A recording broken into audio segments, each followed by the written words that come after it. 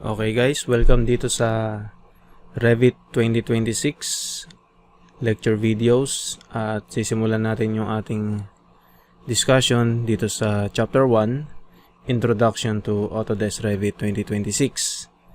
So dito sa Chapter 1 ay i-discuss natin yung Autodesk Revit as a Building Information Modeler, basic concepts and principles ng Revit, how to start Autodesk Revit 2026, and yung user interface ng Revit 2026, at ano ba yung ibig sabihin ng Building Information Modeling or BIM at saka ng Autodesk Revit, and yung mga iba't ibang ways how to access Autodesk Revit 2026 help.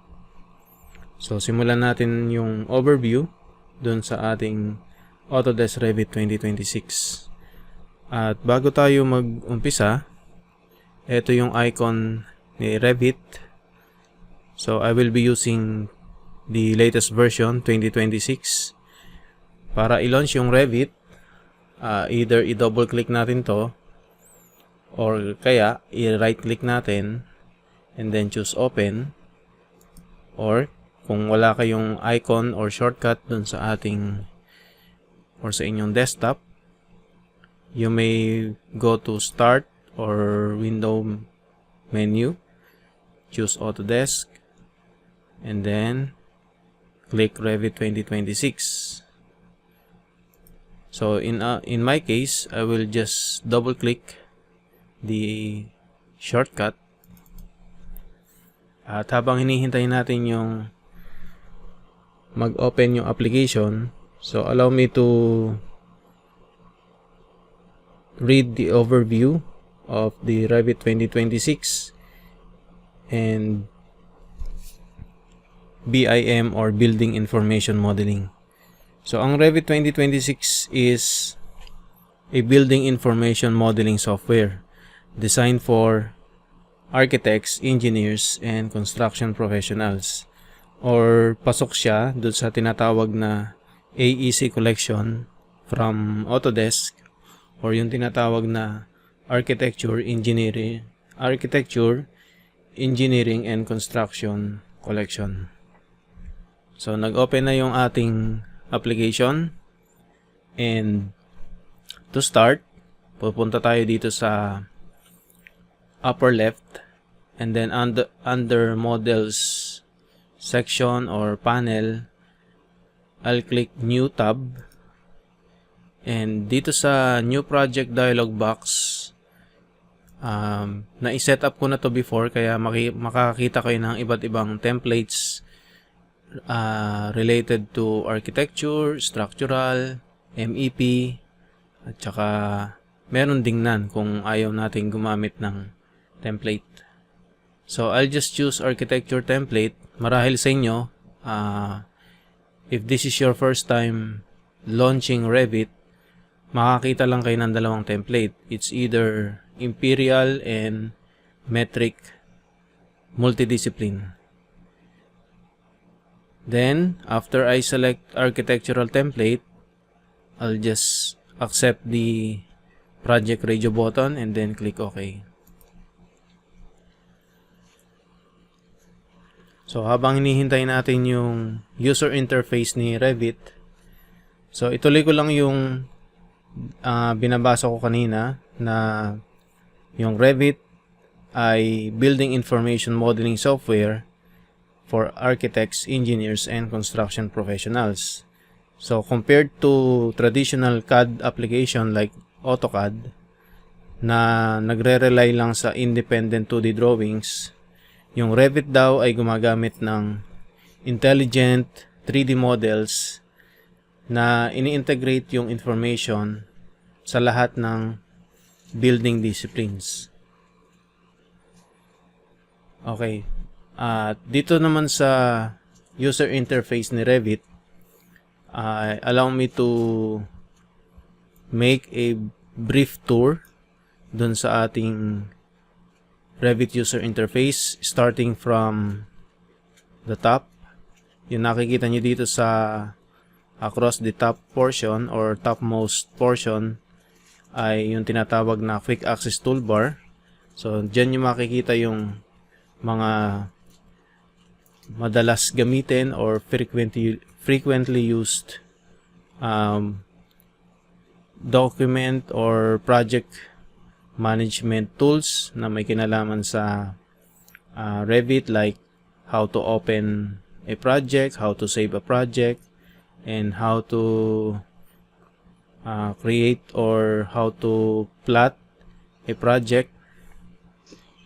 So under quick access toolbar, we have the ribbon. Ito, yung nakikita nyo may mga series of tabs. So ang ribbon binubuo ng series of tabs, and then bawat tab binubuo naman ng panels.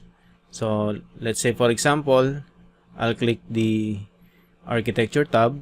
So dun sa architecture tab, meron siyang build panel, circulation, model, room area, etc.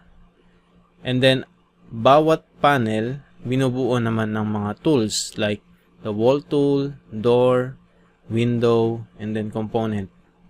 So yun yung mga i-click natin or isa-select natin if we want to add or insert some of the elements or component dito sa ating project.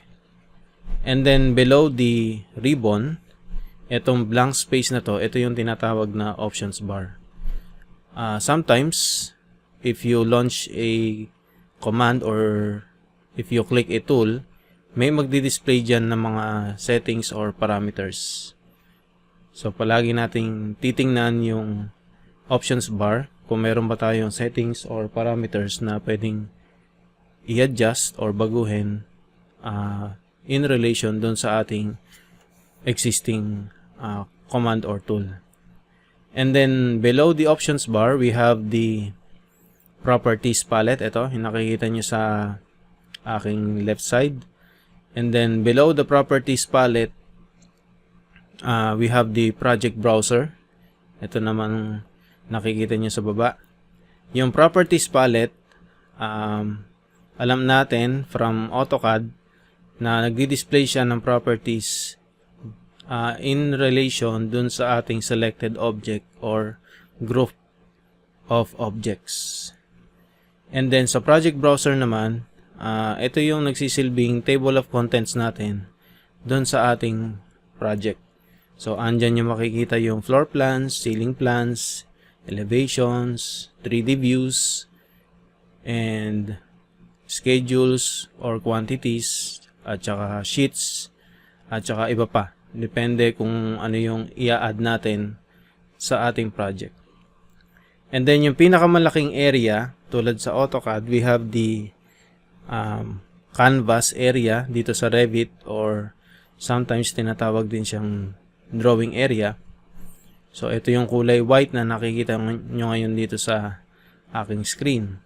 So by default, meron siyang tinatawag na elevation markers. We have the north, east, south, and west elevation markers.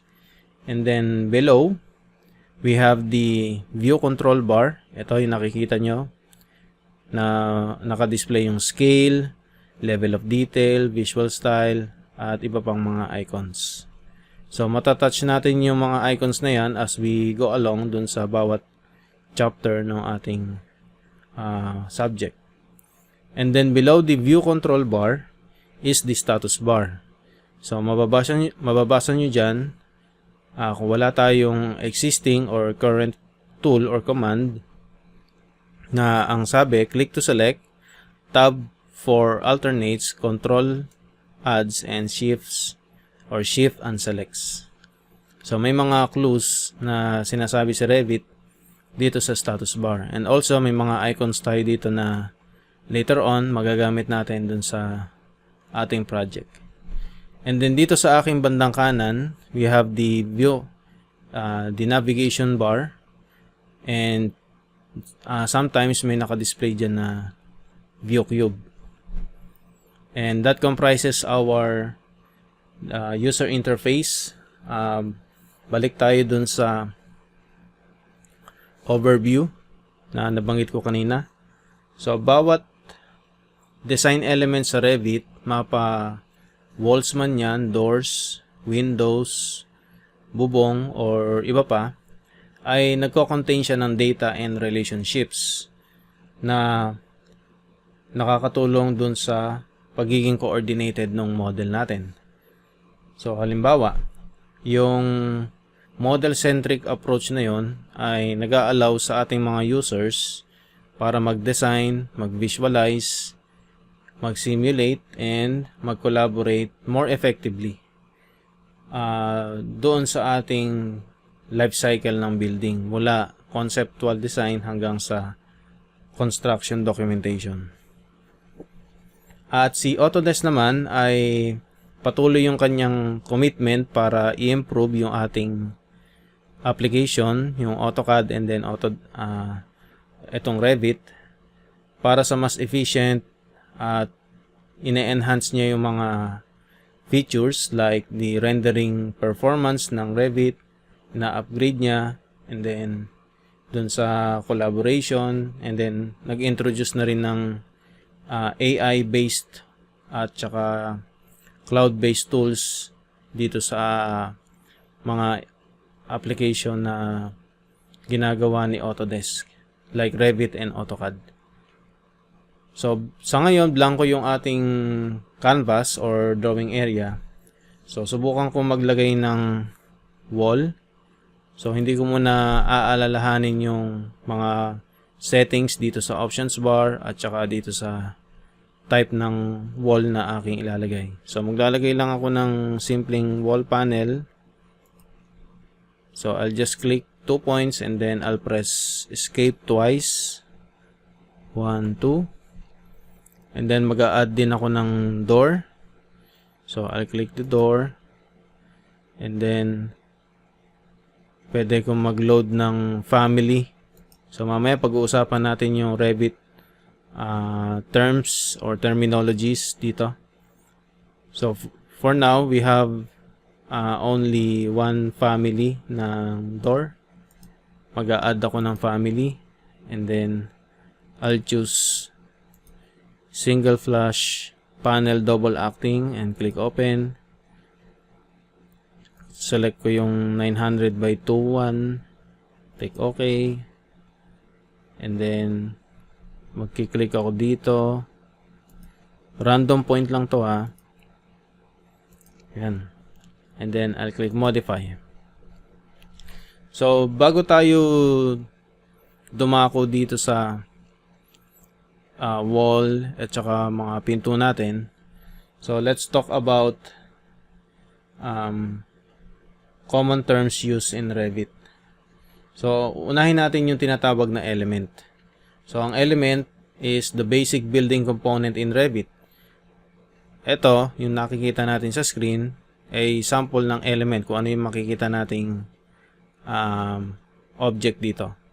So, ito ay wall, ito ay door. So, those are examples of element. And then, yung tinatawag nating category is the general classification of elements. Yung nakikita natin dito sa ribbon, we have the wall category and then door. Ito yung general classification ng elements natin. Ito. So, titingnan natin yung pagkakasunod-sunod nun, yung tinatawag na hierarchy, mula sa pinaka-general hanggang sa pinaka-specific. So, meron tayong category as our general classification. Tapos, medyo maging more specific. Punta tayo dun sa tinatawag na family. So, ang family is a collection of elements sharing a common set of parameters. Ibig sabihin, kapag nag-click ka ng wall or nag-click ka ng door, for example, I'll just click door, may magdi-display dito sa tinatawag na type selector na M_door single flush. So, ito yung isa sa family ng door natin or ng door category. So, mula dun sa may door sa ribbon category, meron tayong M or metric door single flush family. And then, yung sinasabi nating susunod dun sa family is the type. So, pagka kinlik natin tong type selector, so makikita nyo, nag-add lang ako ng isang type ng metric door single flush or double acting, which is etong 900 by 2100 millimeters. Etong selected type na to, ito yung uri ng metric single flush panel double acting door.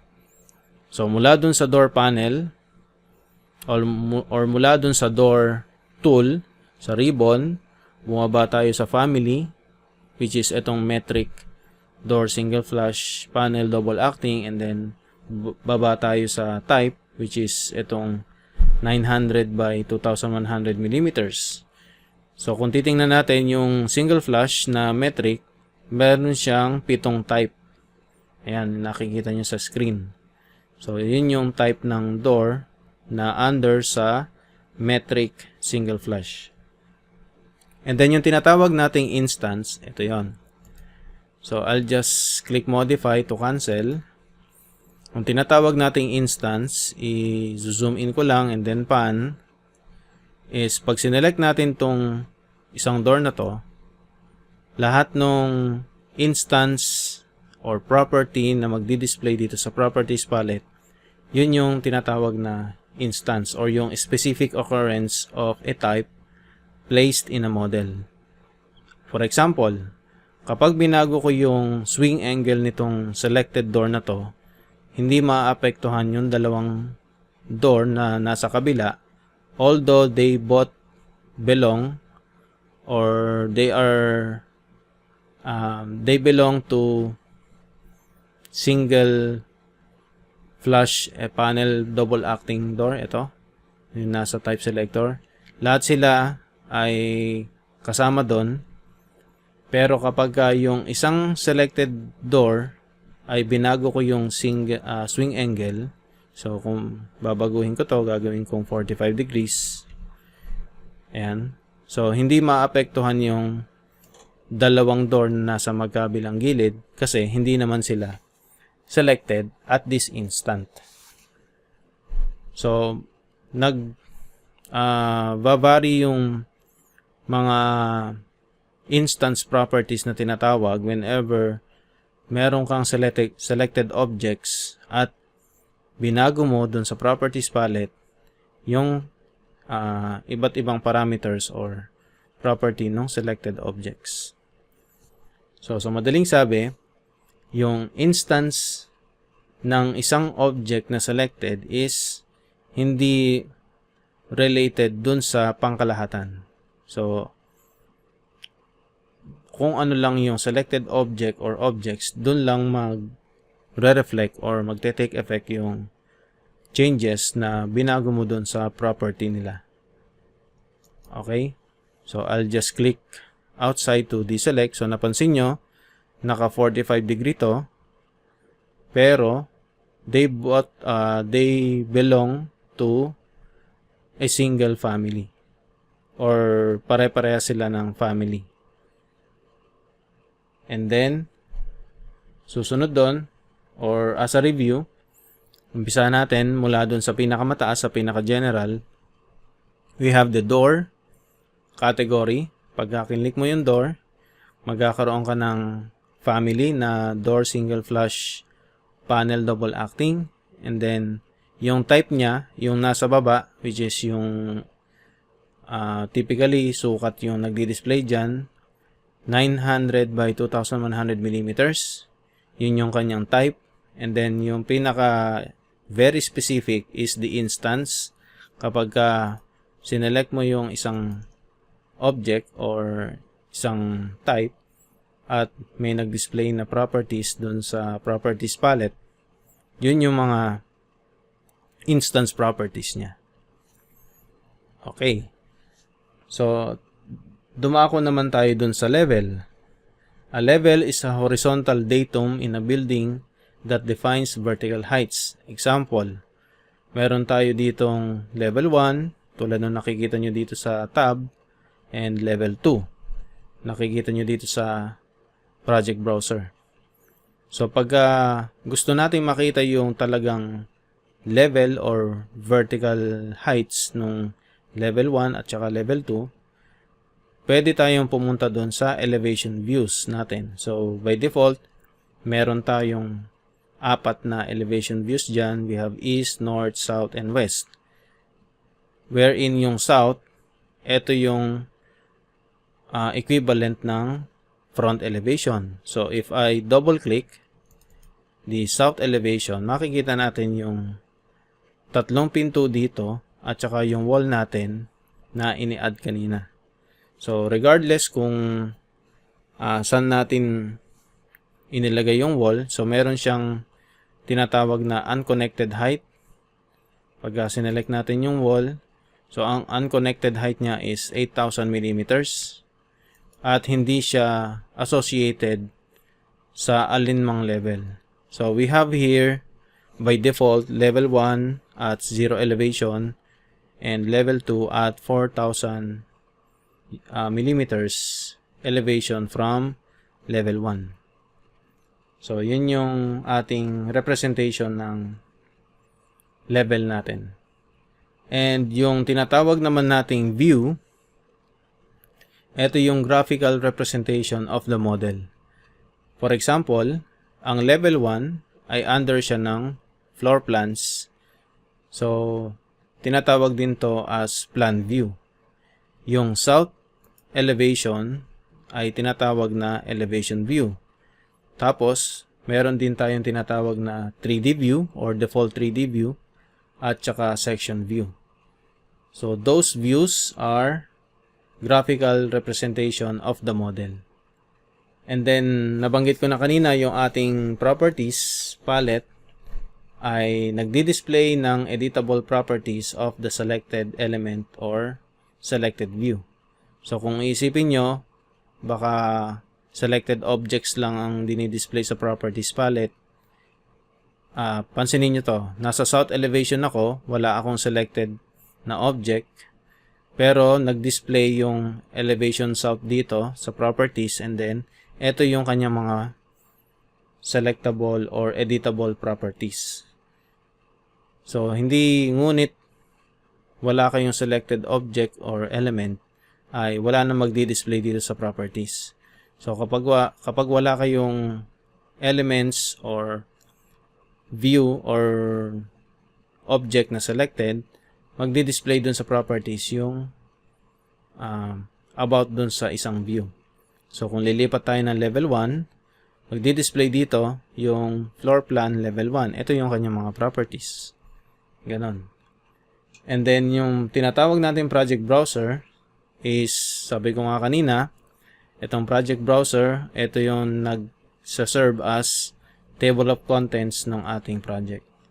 And it organizes and lists all views, sheets, and families dito sa ating project. So, yun yung project browser. And then, tingnan naman natin yung tinatawag na parametric behavior dito sa loob ng Revit application. For example, babalik ako dito sa south.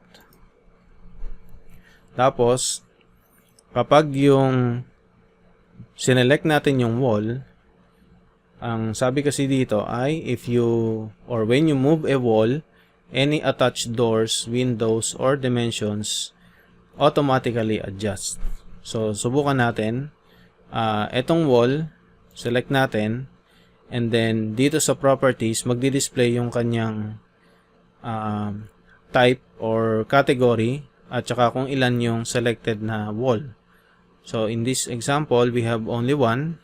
And, subukan nating baguhin yung kanyang top constraint na ilagay natin sa up to level 2. And then, tingnan ninyo kung ano yung mangyayari. So, yung wall natin napunta dun sa level 2 or mula ngayon ay itong wall ay associated na dun sa ating level 2. Na kapag binago natin yung height ng level 2, halimbawa ginawa nating 3,000, enter, yung wall natin susunod din dun sa level 2 natin. So, ganun yung isa sa mga parametric behavior. And then, parang ito yung changing a level height updates the corresponding floor plans and elevations. Okay.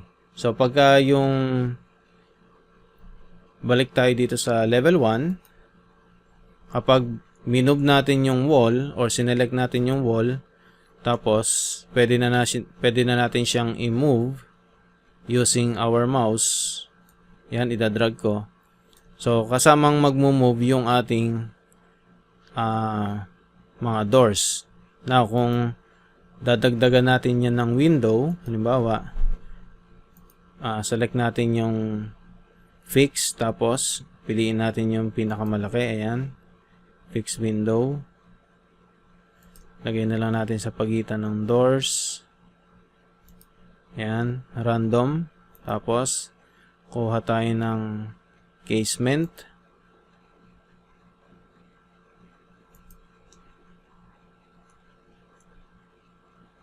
Ayan. For example, ganyan yung ating mga bintana. So, I'll click modify and then balik ako dito sa south. So, kung mapapansin nyo, iba't iba yung height ng ating bintana. Depende dun sa kanyang family at type. So, adjusting a window type updates all its instances throughout the project.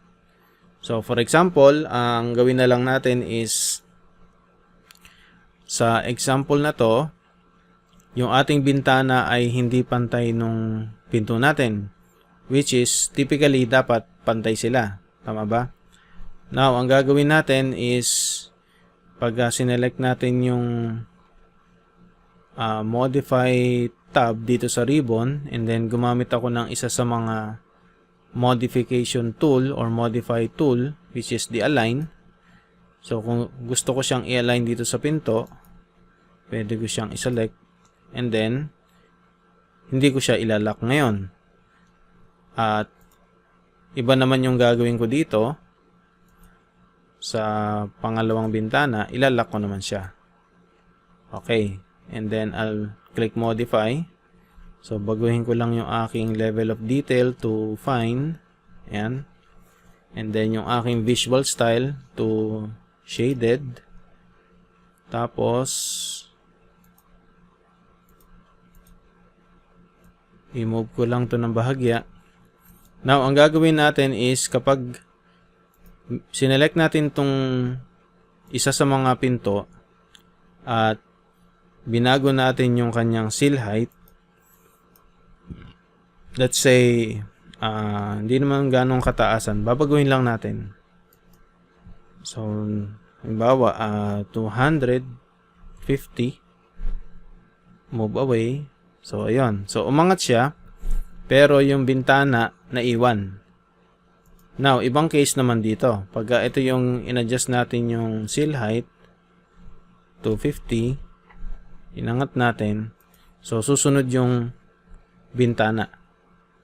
So, isa yun sa mga sa mga parametric behavior natin. So, nag-constraint tayo ng dalawang element, door at saka window, na kung saan kapag i-move natin yung door, susunod yung bintana, kung saan naka-constrain yung bintana. Okay? So, marami pa tayong mga mga iba't ibang parametric behavior dito sa Revit. So, yung dinemonstrate ko ay ilan lamang sa parametric behavior ng Revit application or software. So, ang dahilan nito, kaya meron tayong mga parametric behavior is to ensure yung ating data consistency, tsaka para bawasan yung mga tinatawag na repetitive task or repetitive work, at tsaka nag-support na rin ito ng coordinated documentation. Okay? So, I'll just zoom out and balik ako sa level 1. Okay na tayo sa user interface. At dito ko tatapusin sa tinatawag na Revit Help. Paano ba tayo mag-access ng help dito kung sakaling meron tayong hindi maunawaan or meron tayong gustong itanong dito kay Revit, paano tayo mag-access ng help? So there are several ways how to access help dito sa Revit. Unang-una ay if you press F1, so ipe-press ko yung F1, so dadalhin tayo dito sa homepage ng Revit 2026 help page. So pwede tayo mag-type ng keyword or phrase dito sa